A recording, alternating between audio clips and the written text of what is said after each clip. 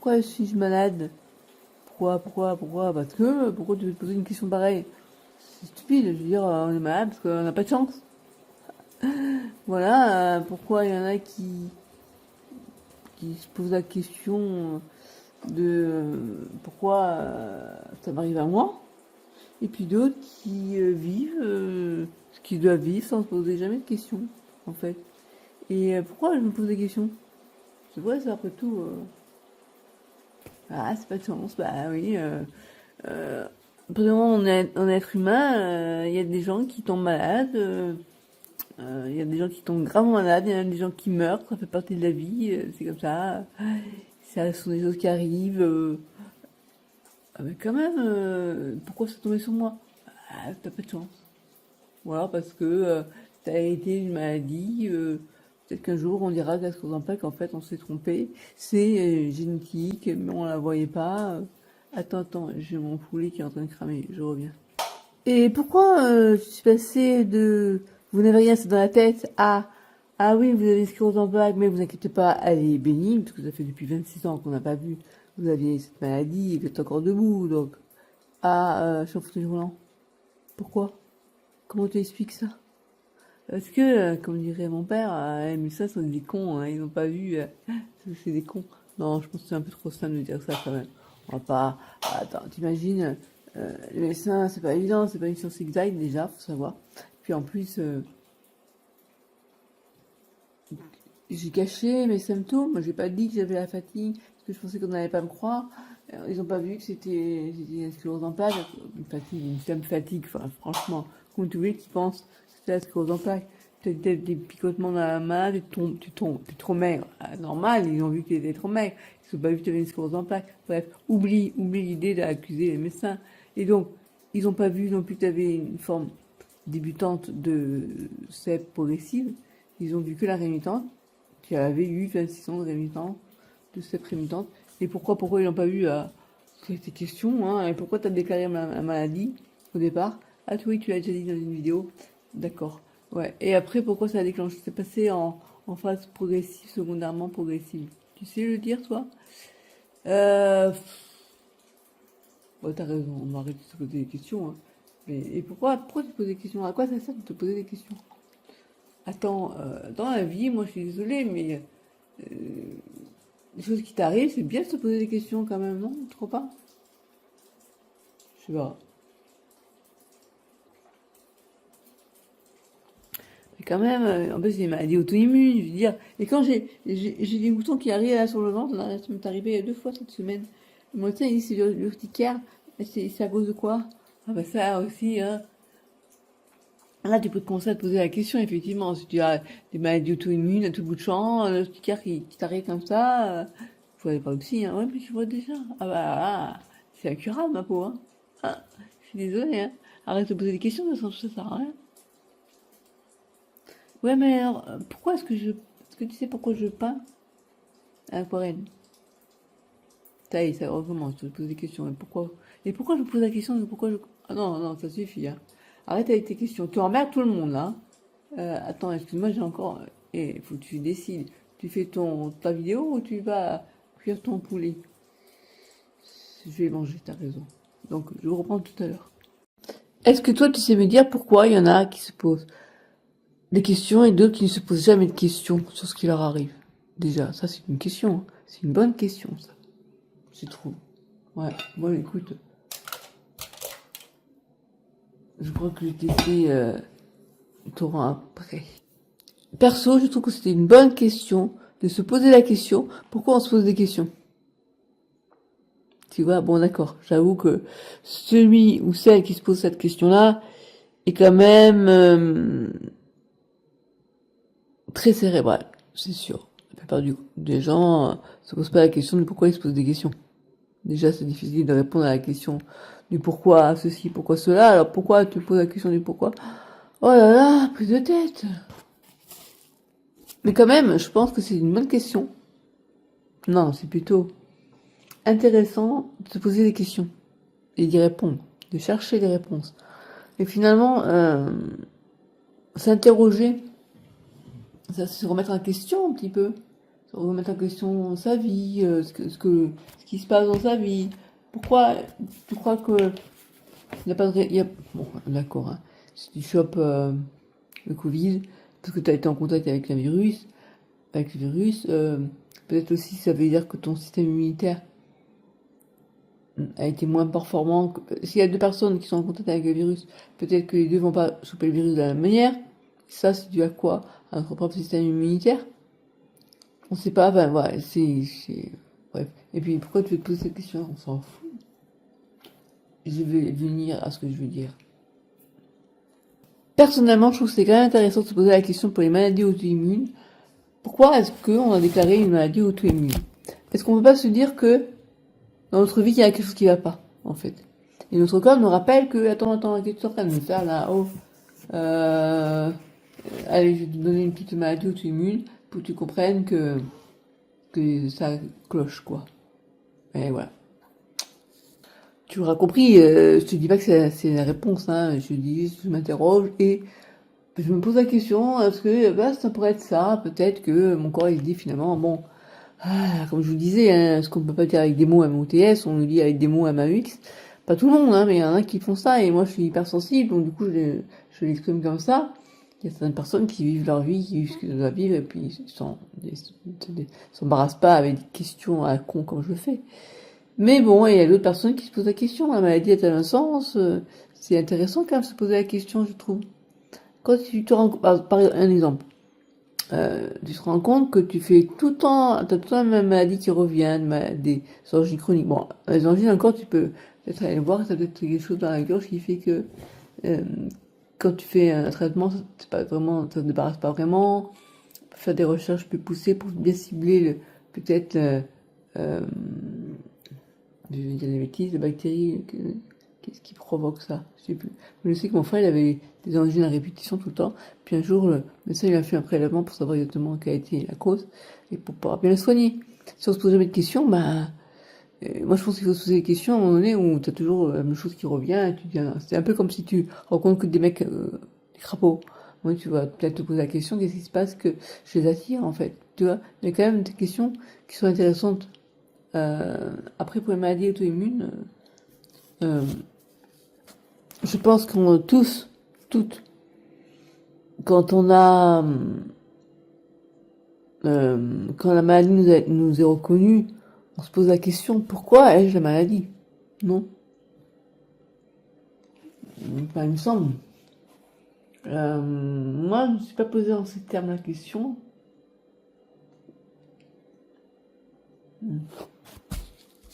Je me suis aussi demandé pourquoi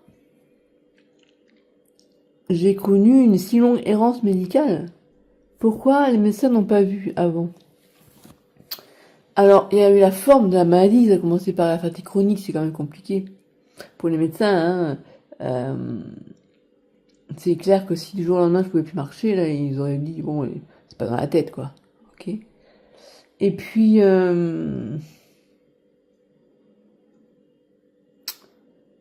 ça y est, j'ai oublié la question que je me posais. Oh là là, quel cerveau, une vraie passoire. Une maladie auto-immune, c'est quand même pas rien, ça veut dire que c'est notre propre système immunitaire qui se bat contre lui-même. En fait, on se détruit nous-mêmes, quoi. C'est symbolique, la symbolique est forte quand même. Qu'est-ce qui fait que dans nos vies, pardon, à un moment donné, notre corps dit stop, je sais pas, c'est pas rien. Et moi, en tout cas, je me pose la question. J'ai pas de réponse. J'ai une partie de réponse, comme je vous l'ai dit, avec la mort de mon grand-père, tout ça, mais bon, c'est plus, c'est le tout, quoi. Je sais pas.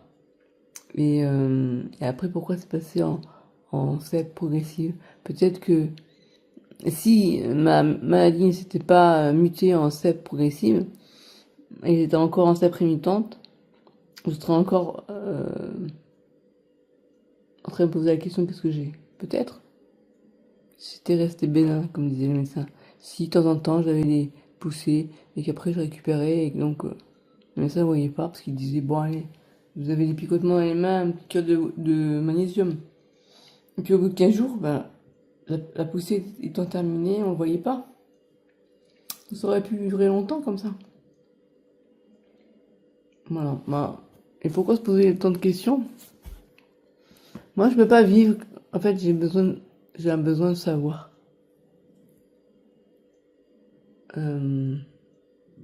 Pourquoi?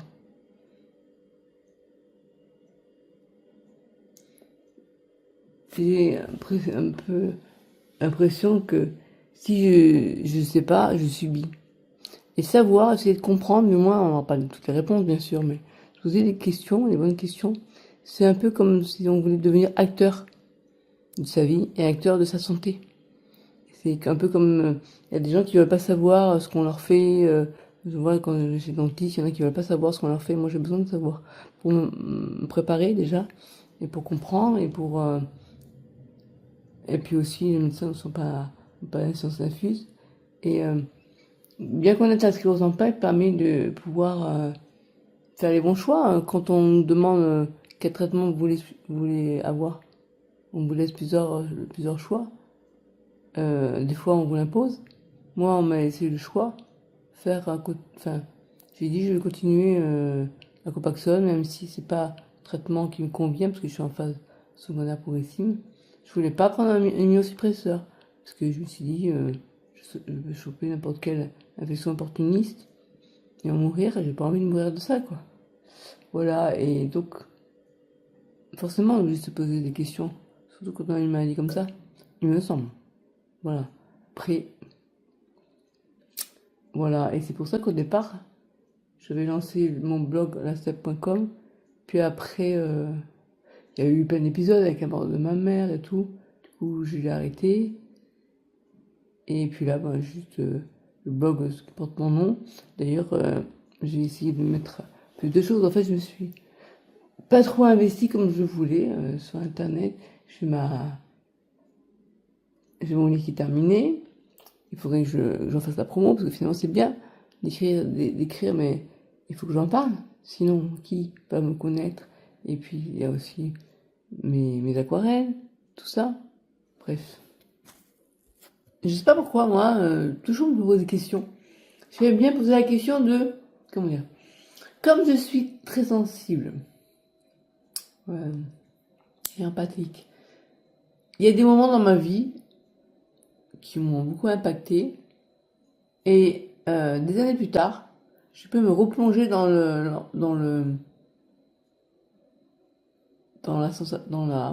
l'émotion que j'avais à l'époque. Et ça me conduit des fois à faire des conneries. Par exemple, j'avais recontacté mon ex, parce que j'étais fiancée quand j'avais 23 ans. Et c'est moi qui ai rompu avec lui, parce que j'étais pas bien, et j'étais en poussée, mais sans le savoir. Quand j'ai appris que j'avais la maladie, je me suis dit, tiens, je voudrais savoir ce qui est devenu. Si j'avais pas eu la maladie, ben, je l'aurais peut-être pas viré de ma vie. Et qu'est-ce qui devient et tout. Et je voulais lui dire que, à l'époque, quand quand j'ai rompu avec lui, c'était en partie quand même à cause de la maladie. Et comme il a réagi, ah non, il y a un moustique. Ça m'a pas plu du tout.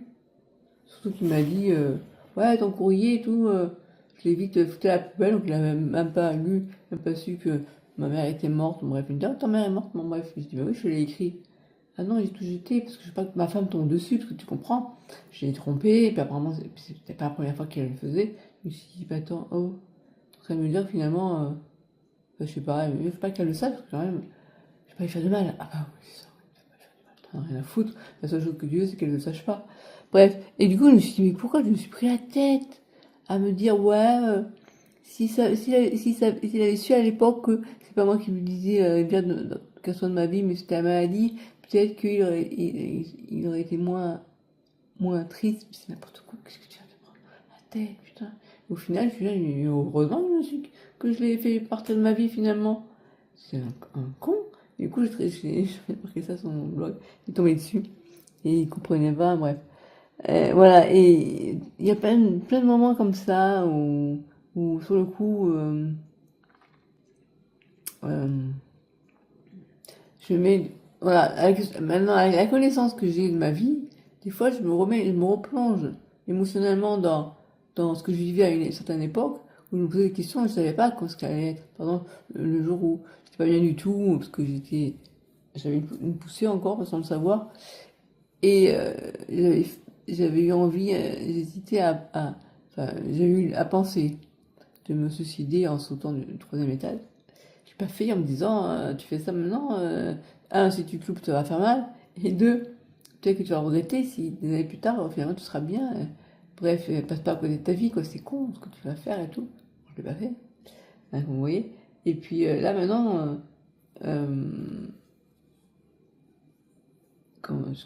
sais pas, c'est un mauvais exemple parce que souvent je me dis, ouais, si j'avais fait ça et pas ça, qu'est-ce que serait ma vie maintenant? Enfin, j'aime bien Gamberger, je crois, voilà. Et je me suis posé aussi la question de, et si j'avais su que j'avais la sclérose en plaques des années auparavant? Par exemple, quand on m'a diagnostiqué la phobie sociale, parce que j'ai été tout le temps angoissée, parce qu'en fait, j'étais en cours et je me souvenais pas de ce que j'avais appris. Quand on est en fac de droit, c'est pas évident. Et du coup, je me suis confrontée à la dépression. Et c'est à l'époque où on avait su que j'avais la phobie, à ce qu'on plaque, on aurait compris que j'étais en poussée. Donc ça aurait été différent.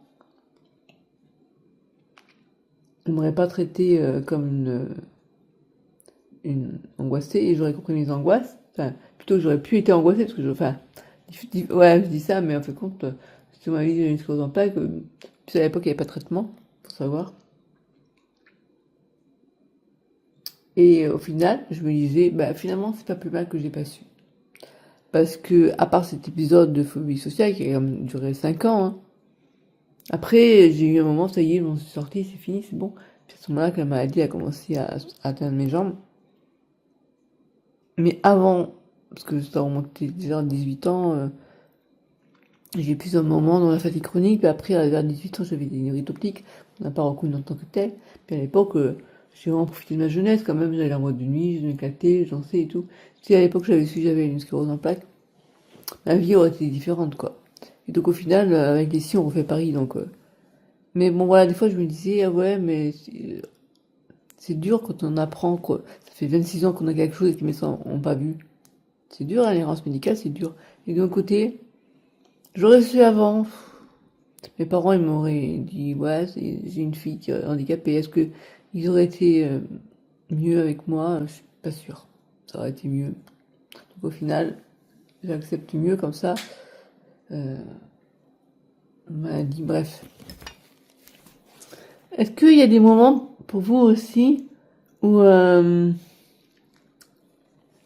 par exemple, vous écoutez une musique, une chanson, et ça vous rappelle un moment où, par exemple pour moi, quand j'écoute du Christophe Maé, ça me rappelle l'IRM que j'avais passé, le premier IRM. Parce qu'il m'avait mis du Christophe Maé dans les oreilles en fait. C'est bizarre, hein. Maintenant il met des bouchons d'oreilles ou un casque. À l'époque il m'avait mis un, un CD de musique de Christophe Maé. Du coup, quand j'écoute, ça me rappelle ça. Des moments comme ça de son existence où une chanson me rappelle des moments forts qu'on a vécu. Moi, quand j'écoute de Lara Fabian, l'album Nu, c'est ça, ouais.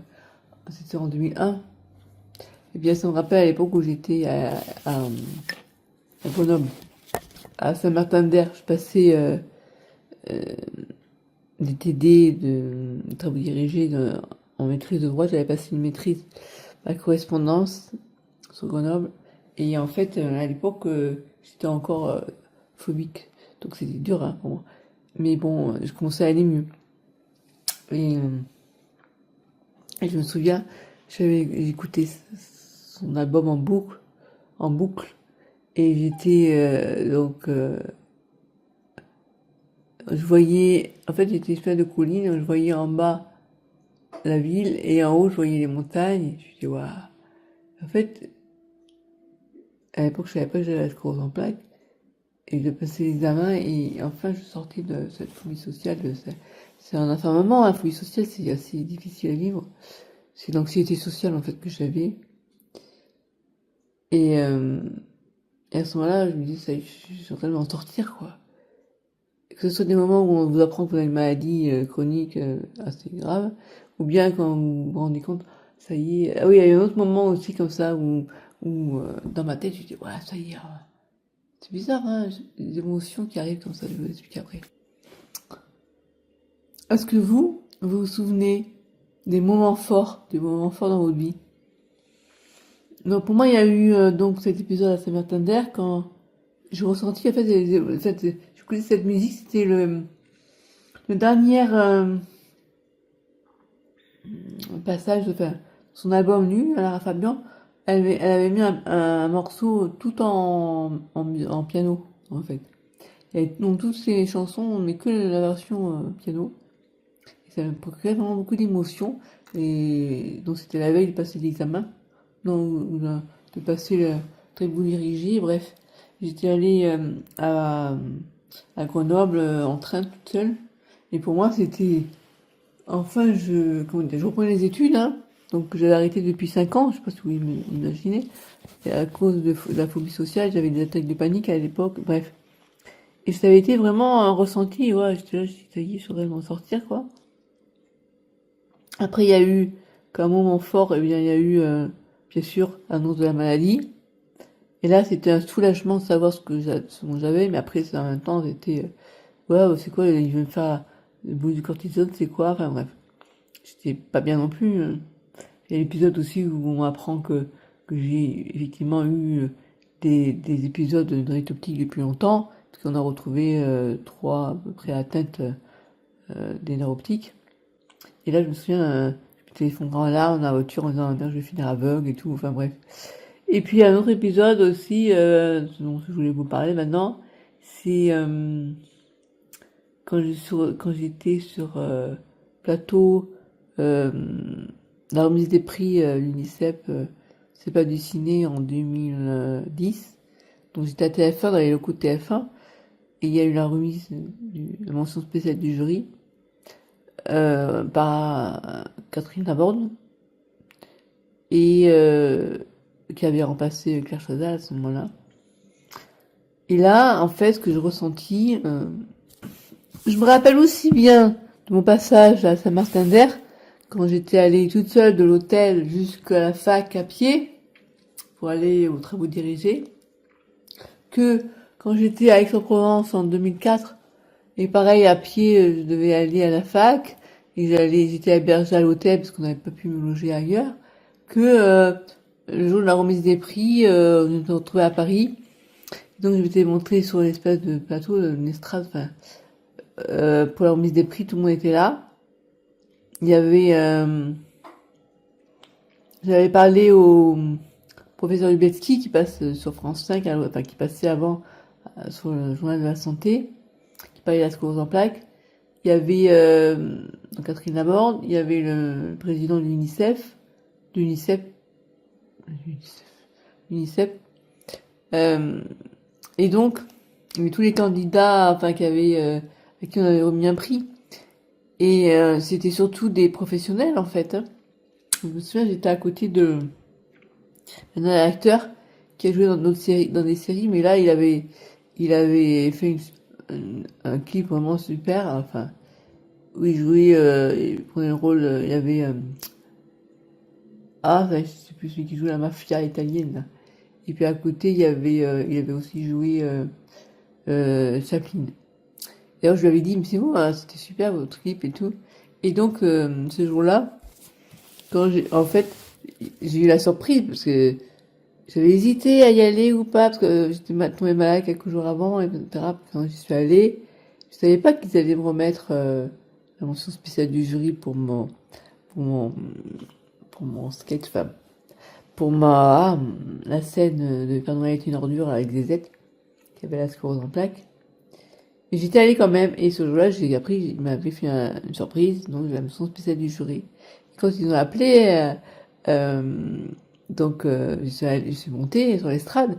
Et là, le président m'avait dit, j'ai d'autant plus de mérite que j'ai participé avec plusieurs vidéos, j'en ai fait une dizaine. Enfin, vous savez qu'en période de ce concours, en fait, faut comprendre que pendant des années, je me suis tue devant le médecin, parce que j'avais vite compris que j'avais voulu leur parler, ils me disaient à la tête, en fait, ils me prenaient pour une dingue, quoi. Et, et du coup, j'ai appris à rien dire.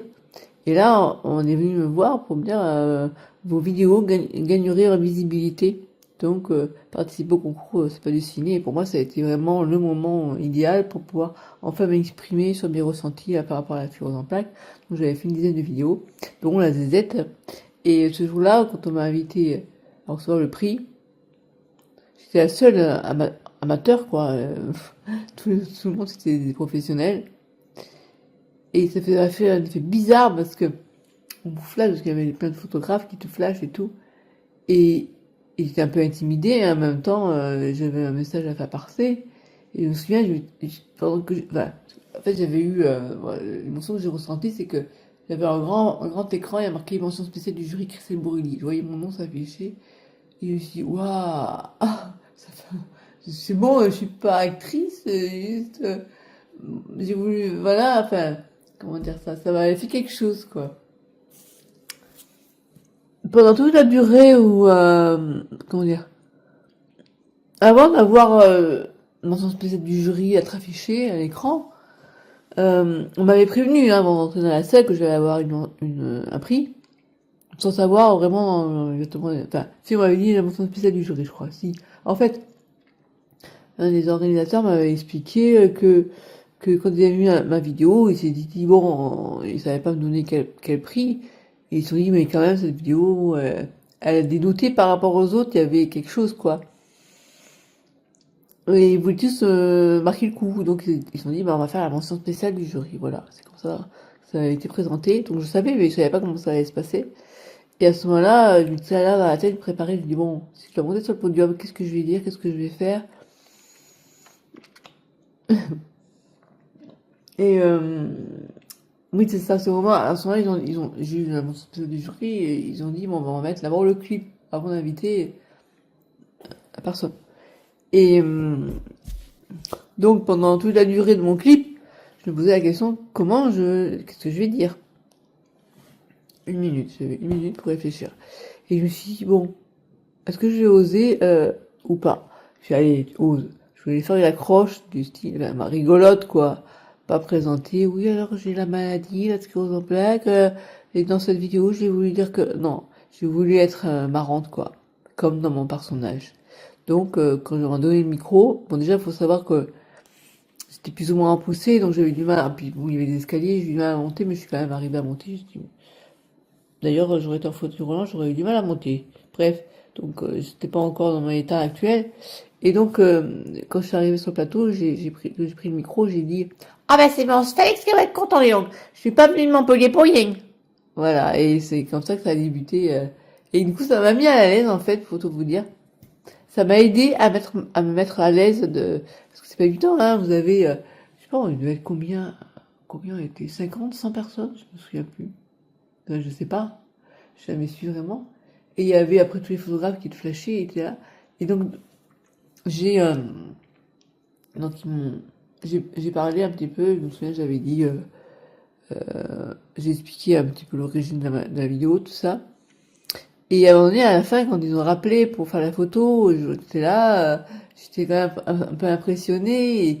Et à ce moment-là, dans ma tête, je me suis dit, ah, t'as vu Christelle, là, tu peux dire que la phobie sociale, elle est bien loin, quoi. Parce que vu ce que tu viens de faire, en fait, je me suis dit, je jamais vraiment été phobique, c'était juste parce que j'ai eu une poussée de troubles cognitifs qu'on n'a pas reconnu en tant que tel, et du coup, ça m'a rendu anxieuse, bref.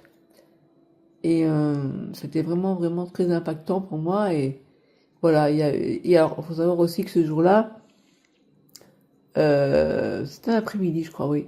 J'avais discuté un peu avec un neurologue, très sympa d'ailleurs. Et elle avait voulu venir me féliciter, la ZZ. Et je lui ai expliqué un petit peu que je prenais, que tout avait commencé, que j'avais joué des consultations avec mon neurologue. Et, voilà, bref. Et un moment donné, je me souviens plus. Oui, mais il y avait Mel aussi, bien sûr. Mel, je l'ai pas oublié. Et à un moment donné, il y avait Je crois qu'il y avait un gars celui qui avait un cinéaste avec Michel Blanc, là, comment il s'appelle? Je sais plus, bref. En tout cas, ouais, ça avait été une super journée pour moi, vraiment. Encore merci à la MINICEP, parce que ça m'a vraiment euh, permis un peu un effet catharsis par rapport à toutes ces 26 ans d'errance médicale, quoi. Alors, pour en revenir au début de ma vidéo, où je pose la question de pourquoi la maladie, pourquoi se poser ces questions, en fait, moi j'ai envie de dire finalement, peu importe vraiment la réponse, tout ce qui apporte, c'est de réfléchir sur sa vie, c'est se poser un moment et entrer en soi. Alors, je vous dis pas que ça soit euh, que cérébral. En fait, c'est pas à la tête qu'on pose la question. C'est un endroit du corps qui est, comment dire, les gens, la plupart des gens, j'ai l'impression qu'on n'aime pas. On n'aime pas. Euh, quand on, quand on pose on demande à la personne de réfléchir. Tiens, pourquoi ça te met un appareil? Pourquoi tu te mets en colère pour ça? Enfin, il t'a rien dit, il a juste dit une remarque. Alors, tu dis, ah ouais, parce que ça me met en colère, mais parce que quoi? Ouais, mais quand même, tu te rends compte de ce qu'il m'a dit? Non, bah oui, mais peut-être que moi, ça m'aurait pas fait le même effet que toi. Pourquoi? Ça te réveille pas quelque chose de plus ancien? Ah non, tu peux pas recommencer, je vais pas rentrer dans mon passé, c'est bon. Et pourquoi? Pourquoi? Il y a peut-être ton enfant intérieur qui me blessait quelque part. Peut-être que la colère que tu exprimes là, c'est pas toi maintenant, c'est ton enfant. Oh, t'es pris de tête. Et, et en fait, là, on entre dans la dimension où on rentre dans l'émotionnel. Et ça, la plupart des personnes, je remarque autour de moi, ça leur fait peur. Pourquoi? Parce que les émotions, on les contrôle pas. Et j'ai même envie de dire, plus tu les contrôles, plus tu cherches à les contrôler, et plus t'en es victime. Euh, et là, quand j'ai parlé de mon ressenti, quand on nous annonce la maladie, qu'est-ce que t'as reçu comme, ça t'a fait quoi? Euh, je pourrais te parler aussi par exemple de ma thèse. Quand j'ai passé ma thèse, c'était un moment fort pour moi. Et il a fallu que je me surmonte ma, ma crainte de me planter, la crainte de faire face à, comment ils étaient, 6 personnes, je crois, habillées avec le costume euh, des hommes de loi, enfin, dans une pièce pour ça, enfin, le cloître de la fac, bah ouais, sur des actes où c'était, ouais. Bref, c'était intimidant, et j'étais préparée pour ça. J'avais été voir un prof de chant qui m'avait appris à poser ma voix pour arriver à avoir plus de... Parce que moi, j'ai pas une voix qui porte beaucoup. Et pour... j'avais répété en boucle aussi beaucoup. J'étais à remercier, ma directrice de thèse, et ce moment-là, paf, l'enfoirée. Elle était à 70 en retard. Elle était dans les locaux, en fait, mais elle était en train de s'habiller, enfin bref, se préparer et tout. Et du coup, j'avais changé au dernier moment mon texte, enfin bref. Et à ce moment-là, c'était fort aussi pour moi, c'était un moment fort. Quand j'ai été gradée de doctorat en droit. Et voilà, parce que je revenais de loin. Déjà, pendant 5 ans, j'ai arrêté les études à cause de cette folie sociale, puis bref. Et ben, des moments forts comme ça, c'est quoi qui vous dit que c'est un moment fort? C'est les émotions. Et les émotions, en fait, le meilleur moyen de les dompter, on va dire, de ne pas en être victime en tout cas, c'est de les écouter. Donc comment on les écoute? Ben, on accède sa sensibilité. Et ça, c'est plutôt une qualité, en fait, d'être. Je me souviens, j'avais 22 ans, hein, j'avais passé, comment dire, un, un examen d'embauche. C'était rare que j'en ai pas passé beaucoup dans ma vie, hein, je vais vous dire. Euh, et la fille m'avait demandé quelles sont vos qualités et vos défauts. Ben, je lui ai dit, ma qualité, je suis sensible. Elle dit, c'est pas plutôt un défaut? Alors, j'ai dit, bah, je crois que j'avais dû répondre, ça peut être un défaut quand on est victime, finalement, c'est ça. quand on n'accepte pas sa sensibilité, ça peut en être une faiblesse finalement. Il faut pas la voir comme une faiblesse, au contraire, c'est ce qui fait qu'on est des humains, qu'on est des êtres humains, c'est bien ce qui différencie l'être humain d'une machine, en fait, c'est ça.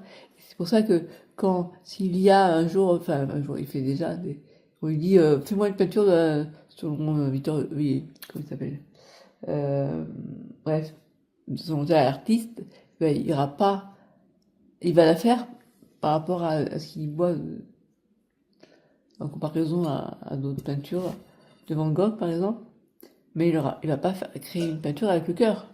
Et ça, il me semble que ça manque. Enfin, voilà, bref. Voilà, et c'est c'est ce qui fait qu'on ait envie, c'est nos émotions. Enfin, ce qui fait qu'on ait envie, qu'on se différencie d'une machine, quoi. Et c'est ça qui fait notre richesse, il me semble. Et donc, quand on a une maladie auto-immune, c'est peut-être aussi parce qu'à un moment donné dans notre vie, on a pu écouter nos émotions. On les a, on a essayé de les fuir, peut-être, je sais pas. Voilà, on n'a pas été assez à l'écoute de soi-même. Et quand à l'époque, mes frères disaient à la mère, arrête, elle t'écoute trop, Christelle, faut lui la couper dans le cul. Parce qu'ils savaient pas pourquoi j'étais